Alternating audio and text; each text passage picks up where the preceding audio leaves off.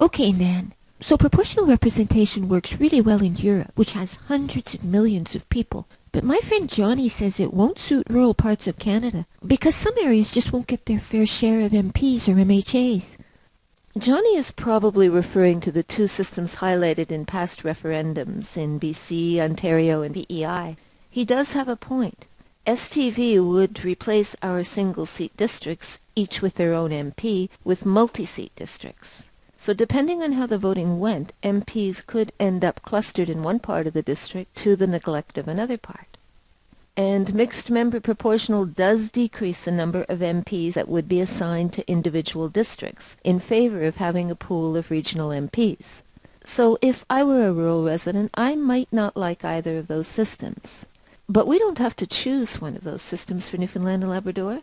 Don't forget that there are more than 40 different variations of proportional representation. And there's both a made-in-Canada proposal and a made-in-Newfoundland and Labrador proposal, which would, I think, work very well in provinces with high rural populations. Can we talk about these systems? Maybe later. Let's concentrate first on Johnny's other objections to proportional representation.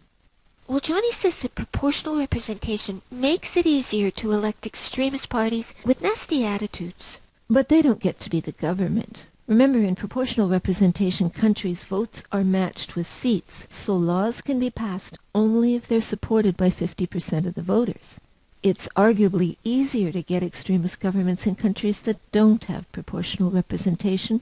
President Trump won, even though he did receive less votes than his opponent. And because the Harper government won 54% of the parliamentary seats, even though they had only 39.5% of the vote, they were able to make a lot of decisions that ordinary Canadians did not support. Is voter turnout usually higher in proportional representation countries, Nan? There's a significant turnout difference between European countries and first-past-the-post countries like Canada, Great Britain, and the United States. But still, Nan, proportional representation countries do have more parties than we do, and Johnny says that can cause a problem. What if the main party has to form a coalition with a whole bunch of small parties? Johnny says that everybody would get frustrated, and they would just keep calling elections. A lot of proportional representation countries protect against this by setting a threshold.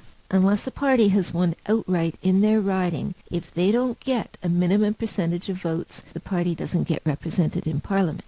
As for too many elections, actually research shows that in the last 70 years, European countries with proportional representation haven't called elections any more often than Canada has.